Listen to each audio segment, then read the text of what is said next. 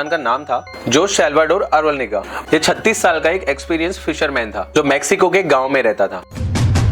उनकी बोट धीरे धीरे किनारे से दूर होने लगी और कुछ ही देर में जोश और उसका साथी बोट के साथ किनारे से बहुत दूर हो गए। किनारे से करीब 450 किलोमीटर दूर हो चुकी। समुद्र का पानी पीने से इंसान की मौत भी हो सकती है। और फिर 4 ही महीने के बाद जोश के साथी ने सुसाइड कर लिया। जोश ने अपनी जिंदगी को बचाते बचाते एक ऐसा वर्ल्ड रिकॉर्ड बना दिया जिसे अभी तक कोई भी इंसान तोड़ नहीं पाया और शायद कभी कोई तोड़ भी नहीं पाएगा। ये कहानी एक ऐसे इंसान की है जिसने पूरे 439 डेज पैसिफिक ओशन में अकेले गुजारे और एक वर्ल्ड रिकॉर्ड बनाया वहां से जिंदा बचकर वापस आने का। लेकिन फिर ऐसा क्या हुआ कि वहां से वापस आते ही इस इंसान को अरेस्ट कर लिया गया। पैसिफिक ओशन के अंदर कुछ आइलैंड्स हैं और कुछ आइलैंड्स तो ऐसे भी हैं जिस आइलैंड के ऊपर अभी तक कोई भी इंसान कभी भी नहीं जा पाया। तो आप समझ सकते हैं कि कोई इंसान अगर गलती से भी पैसिफिक ओशन के अंदर गुम हो जाए तो उसे ढूंढना ऑलमोस्ट इम्पॉसिबल है। पैसिफिक ओशन के अंदर 14 महीने तक जिंदा रहने वाले इंसान का नाम था जोश सैल्वाडोर अरवलनिगा और इस इंसान के पास 7 फीट की एक छोटी सी बोट थी जिसके ऊपर एक सीधे से लेटा भी नहीं जा सकता। और ये इंसान सिर्फ इस बोट की हेल्प से ही करीब 14 महीने तक पैसिफिक ओशन के अंदर जिंदा बचा रहा और ये एक वर्ल्ड रिकॉर्ड भी है जिसे आज तक कोई भी इंसान तोड़ नहीं पाया है। ये बात है साल 2012 की। ये 36 साल का एक एक्सपीरियंस फिशरमैन था जो मेक्सिको के गांव में रहता था। 17 नवंबर 2012 को जोश और उसका एक साथी मिलकर के साथ में फिशिंग करने के लिए जाते हैं। हर रोज की तरह जोश अपनी 7 फुट की बोट लेकर के चलता है और उसे ये भी पता होता है कि इस बोट को लेकर के ज्यादा आगे तक वो नहीं जा सकता है मछली को पकड़ने के लिए, क्योंकि बोट बहुत ही छोटी थी जिसके ऊपर एक इंजन और एक सिर्फ फ्रीज था। जोश और उसका साथी दोनों फिशिंग के लिए निकल जाते हैं और दोनों 30 घंटे के बाद वापस आने का प्लान बनाकर जाते हैं। जब जोश और उसका साथी मैक्सिको से 120 किलोमीटर दूर समंदर में अपना जाल बिछा रहे होते हैं तभी उनको अचानक से अपनी तरफ एक समुद्री तूफान आता नजर आता है, जिसे देखकर वो अपना जाल वहीं छोड़ देते हैं और अपनी बोट को फुल स्पीड में भगाते हैं किनारे की तरफ आने के लिए। और वो लोग उस वक्त किनारे से सिर्फ 20 किलोमीटर दूर थे जब उनकी बोट का इंजन अचानक से बंद हो जाता है और तूफान काफी पीछे रह गया था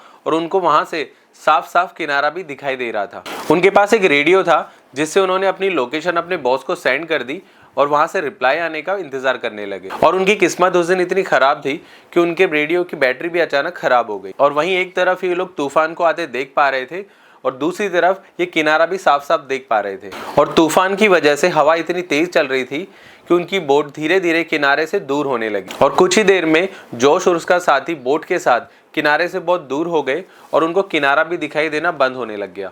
और जब तक इनके बॉस ने मैसेज रीड किया और एक सर्च टीम भेजी इनको ढूंढने के लिए, लेकिन तब तक जोश की बोट हवा और तूफान की वजह से किनारे से बहुत दूर जा चुकी थी। तूफान की वजह से ये लोग ना कुछ देख पा रहे थे और ना ही कुछ समझ पा रहे थे कि ये लोग किस जगह पर हैं और किनारा किस तरफ है और इनकी बोट किस तरफ जा रही है। और तूफान की वजह से सिर्फ 5 दिनों के अंदर अंदर इनकी बोट किनारे से करीब 450 किलोमीटर दूर हो चुकी थी और छोटी बोट होने की वजह से इनको ढूंढना बहुत ही मुश्किल हो पा रहा था। और साथ ही साथ इनके पास फ्लेयर गन भी नहीं थी कि ये किसी को सिग्नल देकर बता सके कि ये लोग कहाँ पर हैं। फिर जोश को लगने लगता है कि अब इनका बचना मुश्किल है क्योंकि इनका खाना भी 2 दिन पहले ही खत्म हो चुका है और साथ ही साथ कि मछली पकड़ पाए इसके लिए भी इनके पास कोई सामान नहीं बचा। फिर अचानक से एक पक्षी इनकी बोट पर आकर बैठ जाता है और ये दोनों के दोनों उसके ऊपर हमला करते हैं उसको पकड़ने के लिए, लेकिन ये लोग उसे पकड़ नहीं पाते। और फिर कुछ देर के बाद एक और पक्षी आता है और ये लोग उसे पकड़ पाते हैं और इस तरह से ये लोग अपने खाने का गुजारा करते हैं। दोस्तों आपको पता ही होगा कि समुद्र का पानी पीने से इंसान की मौत भी हो सकती है, तो इस वजह से इन लोगों ने बारिश के पानी को प्लास्टिक की बोतल के अंदर स्टोर करना शुरू किया जिसको पीकर के ये लोग जिंदा रह पाते थे। लेकिन जब बारिश नहीं आती थी तो ये लोग अपनी प्यास मछली के खून और टर्टल के खून को पीकर बुझाते थे, लेकिन उनको पकड़ने के लिए भी इन लोगों को बहुत मेहनत करनी पड़ती थी। और फिर इस तरह से इनके दिन गुजरते गए और बहुत ही टॉर्चर होने के बाद जोश का साथी ये टॉर्चर सहन नहीं कर पाया और फिर 4 ही महीने के बाद जोश के साथी ने सुसाइड कर लिया। और फिर 4 महीने के सर्वाइवल के बाद जोश अब बोट पे सिर्फ अकेला था और फिर ऐसे में जोश को भी लगने लगा कि अब उसका भी बच पाना मुश्किल है। लेकिन जोश ने हार नहीं मानी और जैसे तैसे वो अपनी जिंदगी गुजारने लगा। और जोश को इस वक्त समंदर के अंदर 6 महीने से भी ज्यादा टाइम हो गया था और इस वक्त तक जोश अपने दोस्त को भी खो चुका था और इसीलिए वो काफी फ्रस्ट्रेट भी हो चुका था। और फिर एक दिन जोश को समंदर के अंदर एक कार्गो शिप नजर आती है। पिछले 6 महीनों के अंदर पहली बार जोश को कोई शिप नजर आती है और वो शिप को देखकर जोश को लगता है कि अब शायद उसकी जान बच सकती है। जोश ने शिप को बुलाने के लिए और उसकी नजर में आने के लिए हर मुमकिन कोशिश की, लेकिन शिप दूर होने की वजह से वो लोग जोश को नहीं देख पाए और धीरे धीरे वो शिप भी जोश से दूर होने लगी। और फिर धीरे धीरे वक्त गुजरने लगा और फिर 11 महीने जोश को समंदर में हो गए और इन 11 महीनों के अंदर जोश करीब 11,000 किलोमीटर का सफर तय कर चुका था। और इस वक्त तक जोश के कपड़े भी फट चुके थे और उसको अपने आप को बचाने के लिए उसके पास सिर्फ एक अंडरवियर ही बचा था। और फिर फाइनली वो टाइम आया जब जोश की किस्मत ने जोश का साथ दिया और फिर 439 डेज के बाद 30 जनवरी 2014 के दिन जोश को अपने आसपास नारियल तैरते हुए नजर आए और आसपास उसे बहुत सारे पक्षी भी नजर आए। और ये सब कुछ देखकर जोश समझ गया कि आसपास कोई आइलैंड जरूर होगा और कुछ ही देर के बाद जोश को एक आइलैंड नजर आने लगा और उस आइलैंड तक पहुंचने के लिए जोश को वापस से आधे दिन का टाइम और लगा। और जैसे ही जोश उस आइलैंड के पास पहुंचा तो किनारे के पास पहुंचते ही जोश ने अपनी बोट से जंप किया और किनारे की तरफ तैरने लगा।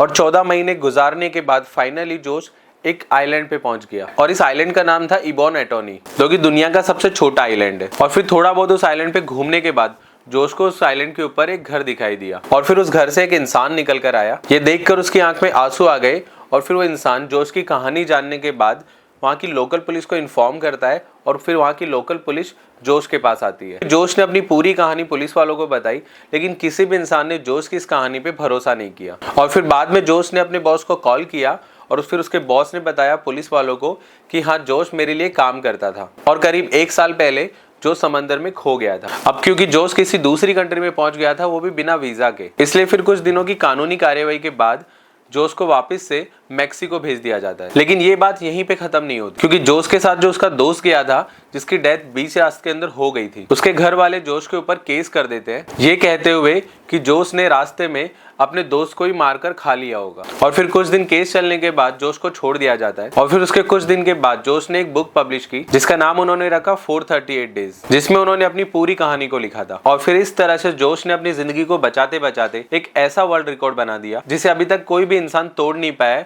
और शायद कभी कोई तोड़ भी नहीं पाएगा। दोस्तों, जोश की इस कहानी से हमको ये सीखना मिलता है कि जिंदगी में चाहे कितनी ही मुश्किलें आ जाए, हर मुश्किल और हर मुसीबत का हल जरूर होता है, इसलिए कभी भी हार नहीं माननी चाहिए।